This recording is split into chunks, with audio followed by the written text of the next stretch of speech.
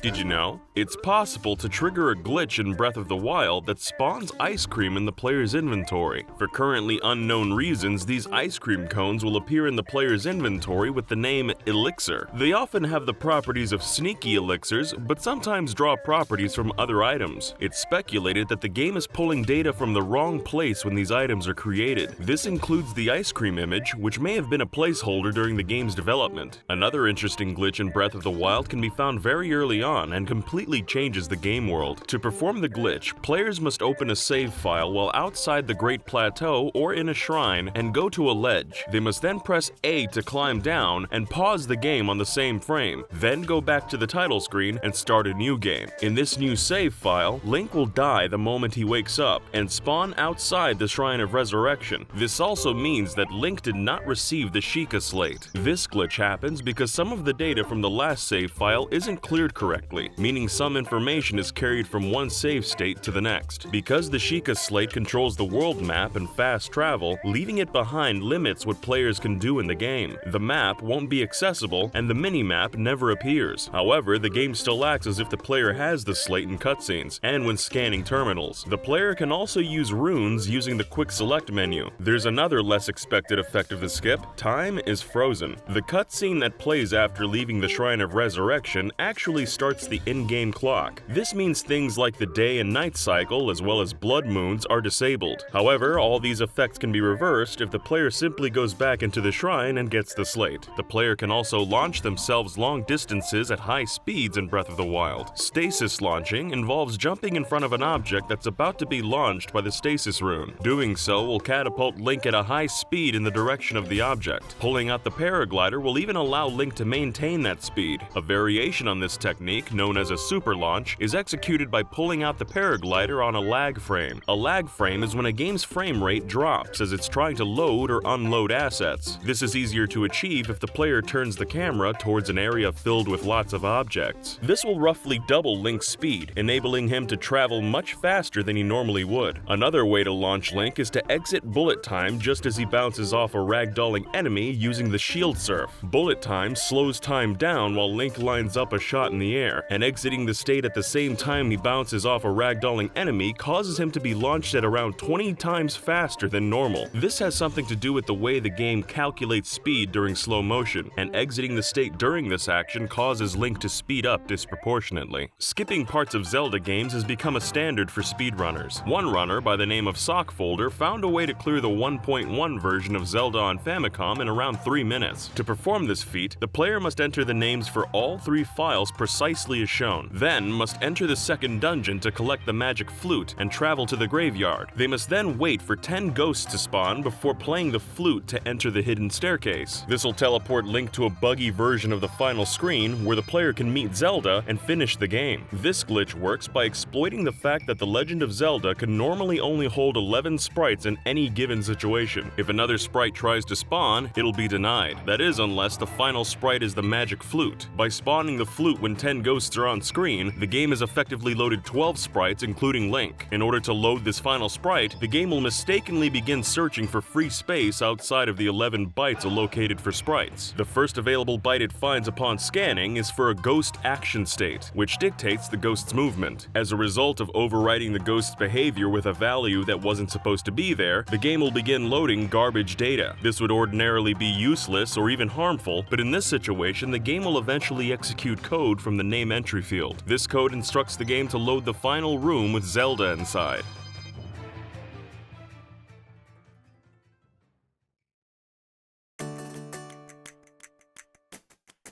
Another extraordinary skip can be found in the Wind Waker. The barrier skip is one of the Zelda series' most infamous glitches, partly because of how elusive it was. The barrier in question forms a cylinder around the submerged Hyrule Castle. Speedrunners spent years trying to break through this barrier, as it would put Ganon's castle in reach early on, and potentially cut 2 hours from a 5-hour speedrun.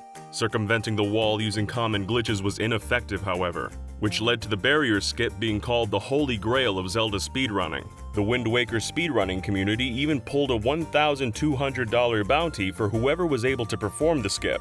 YouTuber Gurtana1 was the first person to find the barrier skip by slipping through an indent in the barrier. Many were skeptical until streamer Link Oscuro was able to replicate the glitch on stream. And all skepticism vanished when a consistent method of performing the glitch was discovered by YouTuber Gymnast86. To perform the reliable version of the glitch, the player would need to take damage from the barrier once, then pull the Wind Waker out on the final frame of being knocked down to get past the barrier's outer wall. Runners had known about this trick for some time, but the more difficult part was getting Link past the solid wall. By lining up at a specific angle, pulling out the grappling hook, and then walking backwards and into the barrier at a specific point, Link will move to the right, clearing the barrier. But with this solution came new problems for speedrunners. The game requires the hook shot to reach the final boss. As the player doesn't have the hook shot when they reach Hyrule Castle for the first time, they need to perform a very specific setup. Executing this requires fairies, and a glitch known as zombie hovering, where Link must receive knockback and die while he's holding his sword. Pressing the A and B buttons while targeting will then cause Link to rise off the ground. The glitch occurs because there are a few frames after death where Link can perform a jump slash, and as he's constantly dying, he's able to continually perform a jump slash in mid-air. Surviving a zombie hover requires the player to heal Link before he lands. If Link touches the ground, he'll die. The glitch was more consistent and therefore more useful in the GameCube version, as the player could equip the Tingle Tuner and buy a potion before they landed. The Wii U version replaces the Tingle Tuner with the Tingle Bottle, meaning players would need a heart or a fairy to survive. While it's easier to perform this glitch on the GameCube, it's impossible to reach the speed necessary to perform the barrier skip. By placing a pot containing a fairy underneath the ledge in the Wii U version, resourceful speedrunners were able to figure out that Link could zombie hover and survive. This is because the fairy would fly upwards through the ledge, allowing Link to land on them after the hover. While many believed it would be impossible to perform a barrier skip in the GameCube version, a workaround was recently discovered. Through dynamic memory exhaustion, the barrier can be prevented from loading entirely. This is done by exploiting a glitch where dry-firing arrows affects the memory being used. A video demonstrating the new glitch was posted by ZSR Zelda Speedruns on July 5, 2019.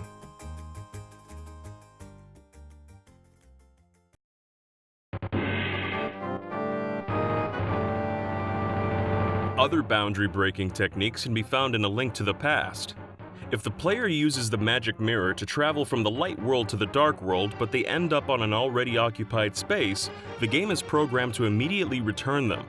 But by slowly inching the return portal across a threshold on Death Mountain's bridge, it's possible for Link to spawn on top of a normally inaccessible ledge.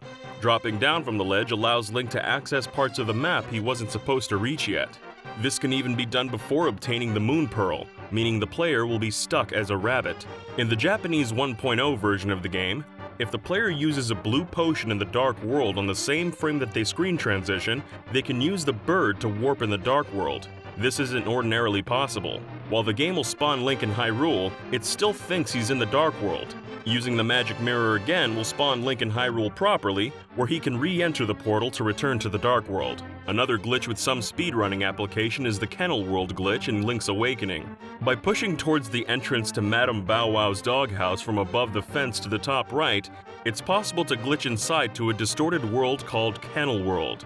The world's layout will change depending on how many enemies the player has killed. By killing a specific number of enemies, it's possible to pick a path through Kennel World and find the final boss chamber. This will let players complete the game in a very short amount of time. Another Link's Awakening glitch is known as screen warping. By pushing select to bring up the map just as the player initiates a screen transition, they'll be warped to the same position one screen to the left. This allows the player to skip certain triggers, letting them take Marin or Bow Wow with them to places they shouldn't be able to. This glitch was patched out of the DX version for the Game Boy Color. Did you also know that it's possible to 100% complete Mario 64 by only pressing the jump button 37 times with glitches? Or that the Sonic series didn't get past the first game's title screen without having a glitch? For more facts, check out the DidYouKnowGaming videos on Mario and Sonic glitches.